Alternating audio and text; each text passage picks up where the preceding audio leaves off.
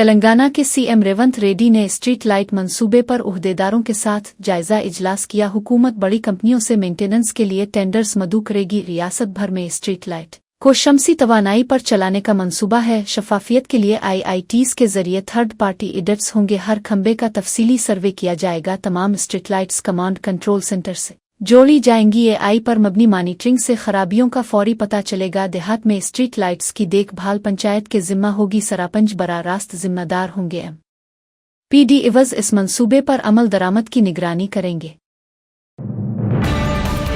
हैदराबाद में अमरीकी consul general मोहतरमा लोरा विलियम्स ने वज़ीर आला रेवंत रेड्डी से मुलाकात की। ये मुलाकात में खैरसिगाली के तौर पर हुई। दोनों रहनुमाओं ने तेलंगाना और अमरीका के ताल्लुकात पर बातचीत की। तिजारत और टेक्नोलॉजी में ताउन पर जोर दिया गया। तालीम और तलबा के तबादले के मामलात भी ज़ेर बहस आए। अमरीकी कौंसल जनरल ने मुस्तकबिल के मंसूबों में ताउन की यकीन दहानी कराई। वज़ीर आला रेवंत रेड्डी ने मजबूत ताल्लुकात का खैर मकदम किया। मुलाकात का मकसद बाहमी मौक़े को बढ़ाना था। बातचीत में खैरसिगाली और एतमाद नुमाया रहा। इस दौरे को ताल्लुकात में मज़ीद गहराई का कदम करार दिया गया। डिप्टी CM भट्टी विक्रमारुका ने प्राइवेट कॉलेज मैनेजमेंट के साथ 4 घंटे बातचीत की। सरकारी ज़राए के मुताबिक मुज़ाकरात मुस्बत माहौल में ख़त्म हुए। हुकूमत पीर की शाम तक हतमी फैसला करेगी। कॉलेज मैनेजमेंट ने इस वक्त तक हड़ताल मुअत्तल करने पर इत्तिफ़ाक़ किया। यह हड़ताल federation of associations of Telangana higher educational institutions FETI ने शुरू की थी। उनका मुतालबा है कि बकाया फीस रीएम्बर्समेंट जारी की जाए। तकरीबन 1200 करोड़ रुपए ताहाल अदा नहीं किए गए। बजट मुख्तस होने के बावजूद बार बार दरखास्तों के बावजूद हुकूमत ने जवाब नहीं दिया। हड़ताल जुमा से शुरू हुई, जिससे तालीमी सरगर्मियां मुतासिर हुई। हुक्काम को उम्मीद है कि जल्द हल निकल आएगा। मीडिया मित्रुలందరికీ నమస్కారం। గౌరవ రాష్ట్ర మంత్రివర్యులు శ్రీధర్ బాబు గారు, రాష్ట్ర ప్రభుత్వ ప్రధాన కార్యదర్శి శ్రీ రామకృష్ణారావు గారు, అట్లాగే రాష్ట్ర ప్రభుత్వ principal secretary finance Shri Sandeep Sultania garu, education శాఖ సంబంధించినటువంటి కార్యదర్శులు, హైయర్ ఎడ్యుకేషన్ చైర్మన్, అట్లాగే SC/ST డిపార్ట్మెంట్ సంబంధించినటువంటి కార్యదర్శులు,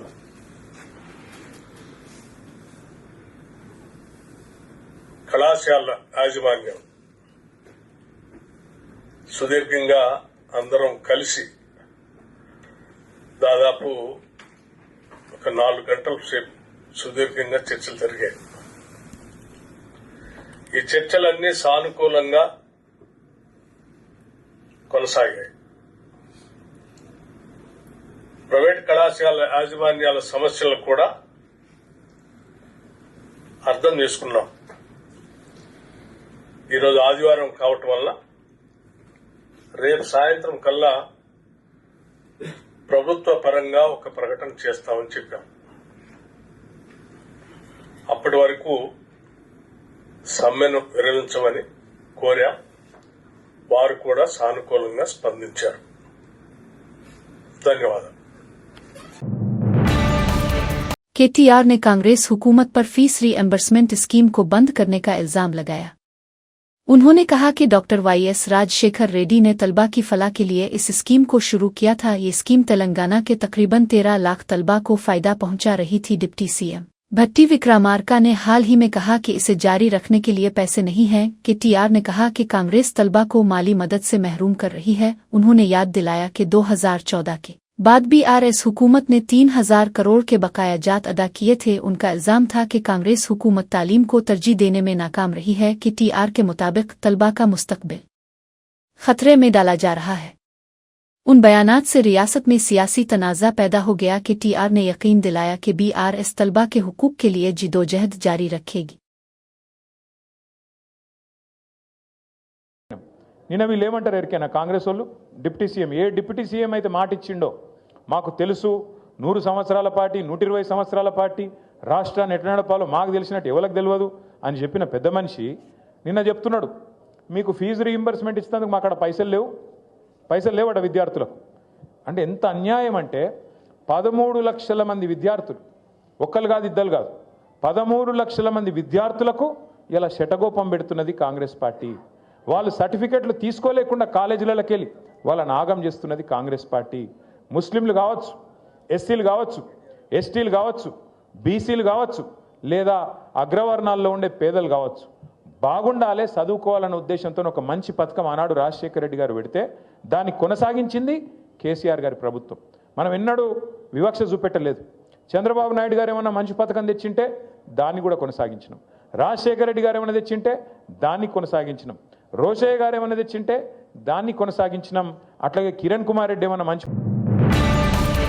बीआरएस के अक़लियती रहनुमा सुहेल ने विष्णुवर्धन रेड्डी और कविता की मुलाकात की अफवाहों की तरदीद की. उन्होंने कहा कि कांग्रेस कायद के बेटे पर झूठा प्रोपेगेंडा किया जा रहा है. सुहेल ने वजाहत की कि दशहरा नवरात्रि के मौके पर विष्णु तमाम रहनुमाओं से मुलाकात करते हैं. वो पहले कांग्रेस में भी रहते हुए कविता समेत कई रहनुमाओं को दावत देते थे. ये रवायत आज भी जारी है. सुहेल ने कहा कांग्रेस हाईकमांड और टीपीसीसी सदर अक्सर विष्णु के साथ नजर आते हैं, लेकिन सुहेल के मुताबिक विष्णु ने के टीआर से पहले ही वादा किया है वो बीआरएस नहीं छोड़ेंगे. सुहेल ने जोर दिया. उन्होंने खबरदार किया कि कांग्रेस अवाम को गुमराह न करे वरना वो कांग्रेस रहनुमाओं की केसीआर के घर की आमद के नाम इफ्शा कर देंगे. मैं मेरे विष्णु भाई के तरफ से आज एक बात हुई. दशहरा आ रहा, नवरात्रि आ रही, इसमें बहुत ज़्यादा बिजी रहते साहब और सबको इनवाइट भी करते. आज एक इनवाइट को भी गए तो लोग कुछ गलत समझ रहे क्योंकि मैं विष्णु का बड़ा भाई की ऐसे से बात कर रहा हूँ, बोल रहा हूँ ना. ऐसा कुछ भी नहीं है. कांग्रेस के ज़माने में भी कविता मैडम को साहब जाके इनवाइट करते थे, मगर इसका मतलब ये नहीं है कि बीआरएस पार्टी से नहीं, ये सभी को इनवाइट कर रहे, कांग्रेस वालों को भी इनवाइट करे. जो मंदिर को आते बराबर उनको ये इनवाइट करते एज ए ट्रस्टी. मैं मीडिया से अपील करता हूं कि खुदारा इसको दूसरा रुख मत दे. विष्णु की बात जहां तक है तो मैं आपको बता दूं कि कांग्रेस के पीसीसी प्रेसिडेंट से लेके हाईकमांड तक डेली विष्णु को गोलियां डाल रही, डेली विष्णु को लाने की कोशिश कर रहे हैं. और ये बंदा एक ही बात बोलता है, नहीं मैं केटीआर साहब को जबान दिया, मैं नहीं हिलने वाला हूं. तो ऐसे आदमी पे दामन पे कीचड़ लगाने की कोशिश मत करो. ये तुम्हारी चाल हमको अच्छी तरह से जानते. हम हमारी जबान खोलने शुरू करेंगे तो तुम्हारे कितने लोग केसीआर साहब के बंगले के पीछे फिर रहे नाम. बीआरएस के एमएलईज जगदीश रेड्डी, विवेकानंद गौड़ और चुंता प्रभाकर ने असेंबली के एडिशनल सेक्रेटरी अलिफापंदर रेड्डी से मुलाकात की. उन्होंने फरियादी पार्टी बदलने वाले एमएलईज के खिलाफ सबूत जमा कराए. जगदीश रेड्डी ने कहा कि ये एमएलईज खुद को ज्यादा होशियार समझ रहे हैं. उन्होंने सवाल उठाया कि बीआरएस में रहते हुए वो कांग्रेस लीडरों के साथ इंतखाबी मुहिम में क्यों शरीक हुए. कांग्रेस रहनुमाओं के साथ ली गई तस्वीरें पोस्टरों पर क्यों इस्तेमाल की गईं. बीआरएस एमएलईज ने इल्जाम लगाया कि ये अराकीन पार्टी से गद्दारी कर रहे हैं. उन्होंने कहा कि इस तरह की हरकतें जमहूरियत को कमजोर कर रही है. जगदीश रेड्डी ने कहा कि ये फरियादी एमएलईज वेंटिलेटर पर मरीज की तरह जिंदा हैं. उन्होंने उनके खिलाफ सख्त कार्रवाई का मुतालबा किया. तेलंगाना की सियासत में फरियादी अरकान पर तनाज़ा मजीद शिद्दत इख्तियार करता जा रहा है. పోచారం శ్రీనివాసరెడ్డి గారు ఈ మధ్యన ఒక వారం 10 రోజుల క్రితం ఒక సమావేశంలో మాట్లాడుతున్న ఎమ్మెల్యే పోచారం శ్రీనివాసరెడ్డి స్థానిక సంస్థల ఎన్నికల్లో కాంగ్రెస్ పార్టీ జెండా ఎగరేద్దాం. ఇది కూడా తప్పేనా? మీడియా తప్ప? మొత్తం ఒక్కరంటే ఏదైనా పొరపాట్లు వినొచ్చు. ఎదురుగా మొత్తం మీడియా ప్రతినిధులు తప్పే విన్నారు, ప్రజలు తప్పే విన్నారు. ఆయన మాటనేమన్నా ఏ ద్వారా ఇట్లా మార్చి ఆయన బీఆర్ఎస్ పార్టీని గెలిపిద్దామంటే కాంగ్రెస్ పార్టీని గెలిపిద్దాం అన్నట్టుగా వచ్చేటట్టు చేశారు. ఎవరైనా మాయ చేసి ఓ దిక్కు లోకల్ గా ఉన్న కాంగ్రెస్ అభ్యర్థులు వీళ్ళ మీద ఓడిపోయిన వాళ్ళు దాడి చేస్తూనే ఉన్నారు. మా పార్టీలోకి వచ్చి మమ్మల్ని ఆశయం చేస్తున్నారు అని చెప్పి ఇంత స్పష్టమైన సాక్ష్యాలు ఉన్నాయి ఎదురుగా. అయినా బుకాయిస్తాం. ఓకే, మరి ముఖ్యమంత్రి గారిని వీరింటికి నా నియోజకవర్గంలో సమస్యలు ఉన్నాయని అంటే అయ్యో అట్లనే అన్న నేనే వస్తాను సమస్యలు తీరుస్తానికి అని చెప్పి వాళ్ళ ఇంటికి పోయిండట. ముఖ్యమంత్రి గారు పోయినాడు. వారు చెప్పిన సమాధానంలో వారు ఆశించిన దాంట్లో వచ్చి చాలా తీవ్రమైన సమస్యలు ఉన్నాయి రైతాంగానికి, అవి నా దగ్గర పరిష్కారం ఉంది, నన్ను అడుక్కోపోదామని వచ్చిన ముఖ్యమంత్రి పరిష్కారం అని చెప్పి రాసిండు దాంట్లో. మరి ముఖ్యమంత్రి ఒకే కానీ మరి ఈయనెవరు? రాహుల్ గాంధీ ఎందుకు కలిసిండు? ఏమనాలి దీన్ని? ఏమనుకోవాలి? ఇంత ఇదేంటిది? కాంగ్రెస్ పార్టీ ప్రచార రథం. ముఖ్యమంత్రి అంటే నీటికి నీ నియోజకవర్గ సమస్యలు తీరుద్దామని చెప్పి వచ్చిండు. మరి ఇదేంది? ఇది ఎవరిది ఉండాలి? కేసీఆర్ది ఉండాలి కదా. నీ కేసీఆర్ మీద నమ్మకం ఉంటే, బీఆర్ఎస్ పార్టీ పైన విశ్వాసం ఉంటే, కేసీఆర్ పైన నమ్మకం ఉంటే, ముఖ్యమంత్రి గారి కండువా కాంగ్రెస్ది కాదని అనుకుంటే నువ్వు ఏంది అన్నట్టు ఏం సమాధానం చెప్తారు దీనికి? బీఆర్ఎస్ కార్యకర్తలకి ఏం చెప్తారు? కాంగ్రెస్ కార్యకర్తలకి ఏం చెప్తారు? మీ నియోజకవర్గ ప్రజలకి ఏం చెప్తారు? पिटलूला कार्तिक रेड्डी ने एमएलए प्रकाश गौड़ को कड़ी तनकीद का निशाना बनाया। उनका कहना था कि 10 सालों तक के सीआर ने गौड़ को मुकम्मल तहफ़्फ़ुज़ दिया। इस दौरान उनके खिलाफ कोई आवाज़ भी नहीं उठने दी गई। लेकिन आज रेवंत रेड्डी खेलकर के सीआर को तनकीद का निशाना बना रहे हैं। तरक्की न होने पर लगाए जा रहे इल्ज़ामात पर गौड़ खामोश हैं। कार्तिक रेड्डी ने कहा कि अवाम ये सब बगौर देख रहे हैं। उन्होंने इल्ज़ाम लगाया कि प्रकाश गौड़ ने के सीआर का दिफा नहीं किया। रेवंत रेड्डी को जवाब देने की हिम्मत उनमें नहीं है। उन्होंने कहा कि अगले इंतखाबात में अवाम उन्हें सबक सिखाएंगे। कार्तिक रेड्डी का दावा है कि अवामी गुस्सा उनके खिलाफ बढ़ रहा है। పార్టీ మారినప్పుడు అవసరాలు ఏమున్నాయో ఏం లేదో, రాజకీయ అవసరాలు ఏమున్నాయో లేకపోయినా ప్రాంతానికి అభివృద్ధి చేయాలి కదా. ఏం జరిగింది అభివృద్ధి?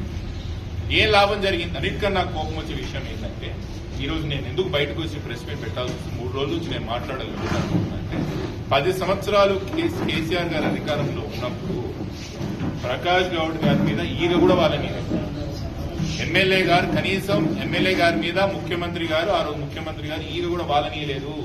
మాలాంటి నాయకులను కూడా మీ నియోజకవర్గం దగ్గర పోవద్దు, ఆయన డిస్టర్బెన్స్ అవుతుంది, మీరు దూరం ఉండండి అని చెప్పడం జరిగింది. మేము ఆ రోజు మా నాయకుడి యొక్క మాట నిజంగా కూడా మేము విస్మరించలేదు. మా నాయకుల విషయం మేము మాట తీయకోకుండా ఈ ఎమ్మెల్యే గారిని కానీ ఆయన వ్యవహారాన్ని కానీ ఎప్పుడు మేము తలదూర్చలేదు.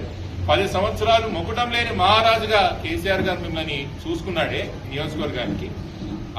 అదే ముఖ్యమంత్రి రేవంత్ రెడ్డి గారు గండిపేట యొక్క సభకు వచ్చి ఇష్టారాజ్యంగా మాట్లాడుతున్నప్పుడు, అభివృద్ధి చేస్తలేనన్నప్పుడు కనీసం మీకు చీవగుట్టినట్టు లేదు చూడండి. ఇది నాకు చాలా బాధేస్తుంది. ఇది ముమ్మాటికి మీ ఎంట కర్మఫలం ఎంట పడుతుంది.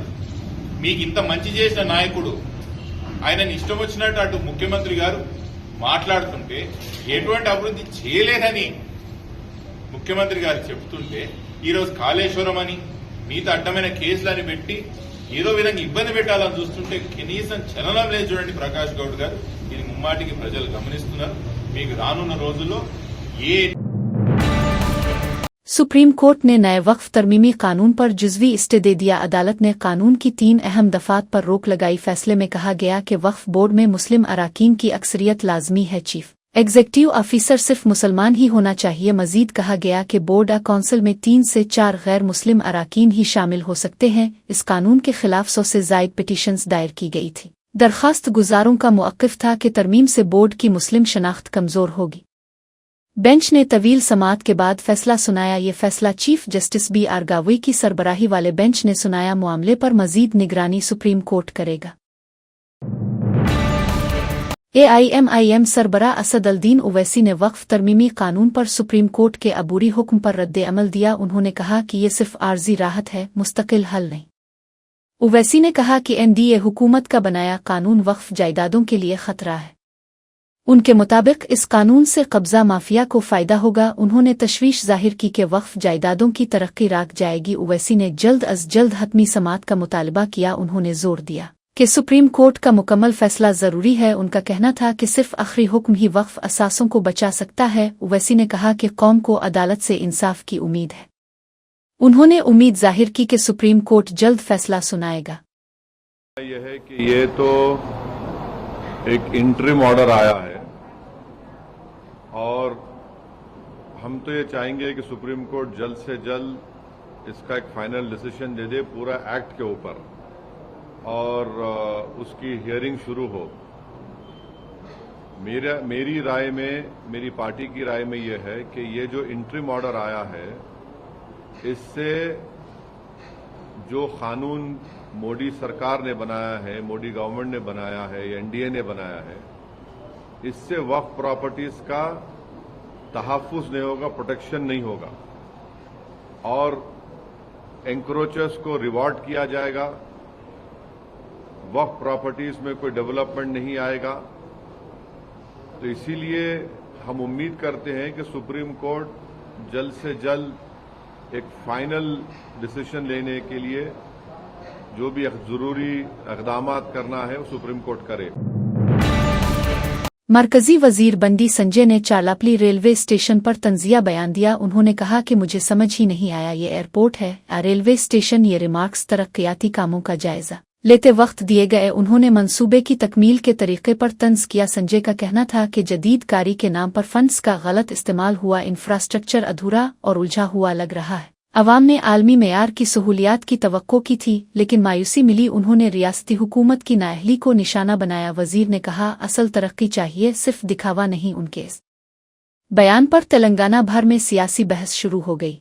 స్టేషన్లను అమృత్ భారత్ కింద ఇవాళ ఎయిర్పోర్ట్లను మైమర్పించే స్థాయిలో ఇవాళ ఆధునీకరించే ప్రయత్నం ఎవరైనా చేస్తున్న విషయాన్ని గుర్తించడం నేను అనేది చెన్నపల్లి టర్మినల్ పోతే అది ఎయిర్పోర్టా రైల్వే స్టేషన్ నాకే అర్థం కాదు। అంత మంచి అద్భుతంగా। इतवार की शदीद बारिश के बाद हैदराबाद में 3 अफराद नालों में बहकर लापता हो गए, जिनमें अर्जुन 26, रामो 25 और दिनेश उर्फ सुनी 26 शामिल हैं। हाइड्रा कमिश्नर एवी रंगानाथ ने पीर की सुबह अफजल सागर और वनोभा नगर के नालों का मुआयना किया। रेस्क्यू टीमों ने सर्च ऑपरेशन तेज करते हुए हर कैच पिट खोलकर चेक किया और दोबारा बंद कर दिया। हैदराबाद कलेक्टर मोहतरमा हरिचंदना भी कमिश्नर के साथ मुआयना में शरीक हुई। कमिश्नर ने कहा कि नालों पर कब्जे ही हादसात की बड़ी वजह है। उन्होंने चंद बड़ी रुकावटों को हटाने का ऐलान किया और गरीबों के लिए मुतबादिल फराहम करने की यकीन दहानी कराई। नाम्पली के MLA माजिद हुसैन ने मुस्तकिल हल निकालने पर जोर दिया। हाइड्रा ने कहा कि हुकूमत नालों के करीब रहने वाले गरीबों के साथ हमदर्द है। इस मानसून में अब तक 2200 ट्रकों की सलिट निकाली जा चुकी है ताकि पानी का बहाव बेहतर हो। हुक्काम ने वादा किया कि शहर भर में ये काम तेज किया जाएगा ताकि आइंदा हादसात न हो। कोडनिगल में वजीर आला रेवंत रेड्डी की रहाइशगाह के सामने आंगनवाड़ी टीचर्स ने एहतजाज किया। मुजाहिरीन ने CM डाउन डाउन के नारे लगाए। उन्होंने नई प्री प्राइमरी निज़ाम को मनसूख करने का मुतालबा किया। टीचर्स का कहना था कि इस निज़ाम से उनकी मुलाजमत और रोजगार खतरे में है। उन्होंने हुकूमत से मौजूदा आंगनवाड़ी खिदमात को मजबूत करने की अपील की। एहतजाज के बाइस इलाके में कशीदगी पैदा हो गई। पुलिस की भारी नफरी तैनात की गई। मुजाहिरीन ने वजीर आला के घर का घेराव करने की कोशिश की। पुलिस ने मुदाखलत करते हुए कई टीचर्स को हिरासत में ले लिया। सूरत हाल काबू में है लेकिन कारकुनों में गम और गुस्सा बरकरार है।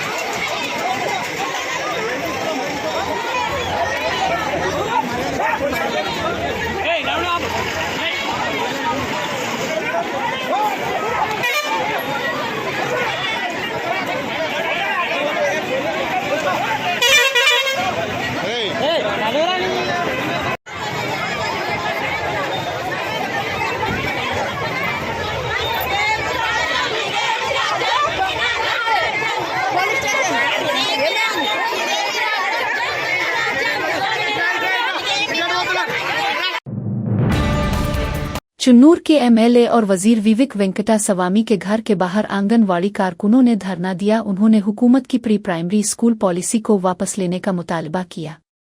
कारकुनों ने कहा कि कांग्रेस अपने इंतखाबी वादे पूरे करे। सड़क पर बैठकर नारेबाजी करते हुए एहतजाज किया गया। पुलिस ने मुदाखलत करते हुए मुजाहरे को रोकने की कोशिश की। अचानक एहतजाज की वजह से इलाके में कशीदगी फैल गई। कारकुनों ने हुकूमत पर धोखाधड़ी का इल्जाम लगाया। उनका कहना था कि नई पॉलिसी से उनकी नौकरियां खतरे में पड़ जाएंगी। मुजाहिरीन ने मुतालिबात पूरे होने तक जिदोजहद जारी रखने का ऐलान किया। पुलिस ने बाद में हुजूम को मुंतशिर करके हालात पर काबू पाया।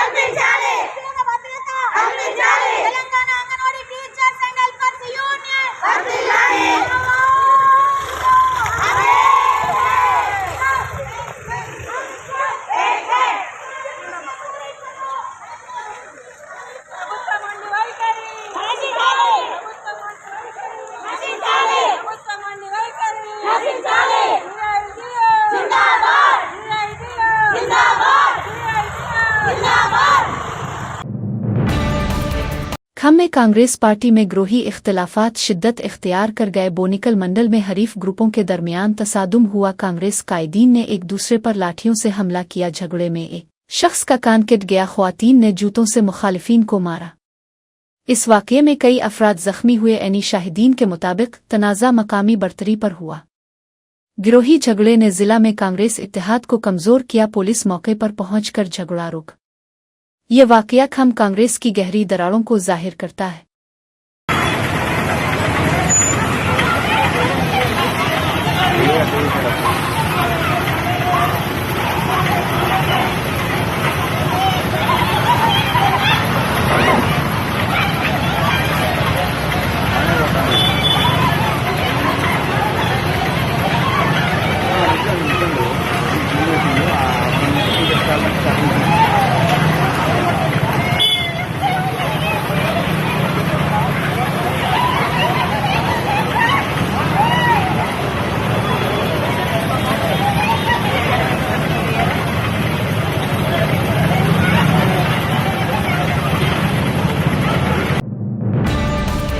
करीमनगर जिला के गोअलपुर गांव में ख्वातीन ने मुनफरिद अंदाज में एहतजाज किया। उन्होंने राजीव रहदारी पर बटेकमा खेल कर यूरिया की किल्लत को उजागर किया। किसान भी शामिल होकर बड़ी तादाद में शाहरा को बंद कर दिया। इस एहतजाज के बाइस इलाके में ट्रैफिक बुरी तरह मुतासिर हुआ। ख्वातीन का कहना था कि खाद की कमी से किसान शदीद मुश्किलात में हैं। उन्होंने फौरी तौर पर यूरिया फराहम करने का मुतालबा किया। किसानों ने खबरदार किया कि मुतालिबात न माने गए तो एहतजाज में शिद्दत आएगी। ये तहरीक देही तेलंगाना के बढ़ते गुस्से को जाहिर करती है। मकामी BRSM LA गंगूला कमलारिकर ने हिमायत का ऐलान किया। उन्होंने किसानों को यकीन दिलाया कि ये मसला हुकूमत के सामने उठाएंगे।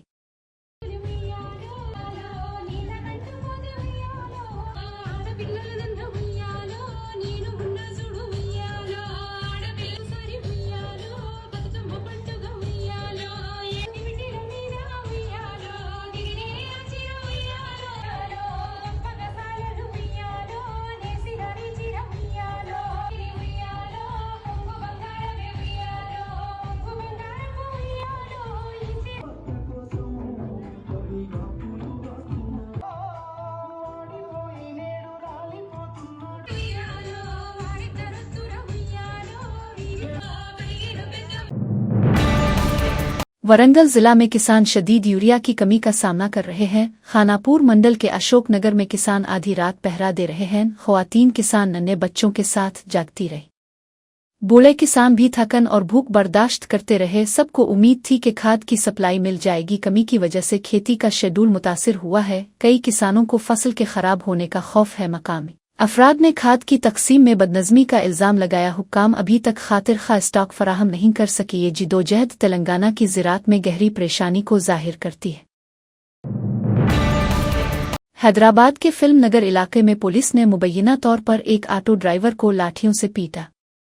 मुतासिरा नौजवान लंबाडा बरादरी से ताल्लुक़ रखता है और ऑटो चलाकर रोज़ी कमाता है। वाक़या इस वक्त पेश आया जब एक वोल्वो कार ने गलत रास्ते से आकर ऑटो को टक्कर मारी। पुलिस ने कार ड्राइवर के बजाय ऑटो ड्राइवर को ही निशाना बनाया। ड्राइवर को मौके पर ही बेरहमी से पीटा गया। एनी शाहिदीन के मुताबिक कार ड्राइवर ने पुलिस को उकसाकर हमला करवाया। मकामी लंबाडा कायदीन ने वाक़ये की सख्त मजम्मत की। उन्होंने मुलव्वस पुलिस एहलकारों के खिलाफ कार्रवाई का मुतालबा किया।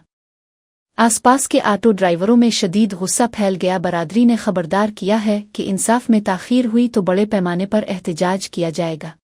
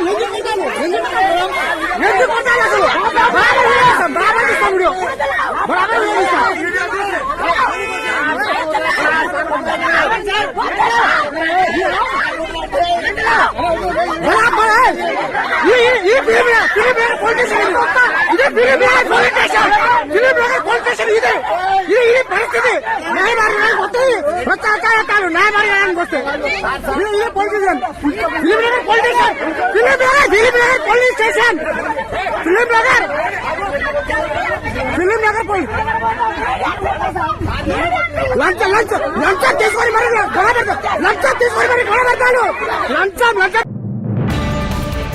लखनऊ उत्तर प्रदेश में चौंकाने वाला रोड रेज वाकया सामने आया। एक खातून ने पिज़्ज़ा डिलीवरी बॉय को गाड़ी छूने पर थप्पड़ मार दिया। ये वाकया शहर की मसरूफ सड़क पर पेश आया। गुस्से में आकर खातून ने 30,000 रुपये हर्जाना मांगा। इसने डिलीवरी बॉय का फोन छीनने की भी कोशिश की। बहस के दौरान वो सड़क पर चीखती चलाती रही। उसकी बात वीडियो में कैद हुई। चलानी नहीं आती तो गाड़ी क्यों चिल्लाते हो। इसने फौरन फोन करके पैसे मंगवाने का दबाव डाला। मजीद कहा कि अगर पैसे ना दिए तो कानूनी कार्रवाई करूंगी। वीडियो वायरल होने पर सोशल मीडिया पर शदीद गुस्सा भड़क उठा। तो जा रहा हूँ रोड पे जाओगे तो कुछ भी करोगे, रोड पे जाओगे तो कुछ भी करोगे। अरे गाड़ी चलानी नहीं आती क्यों चलाता है? क्यों चलाता है गाड़ी?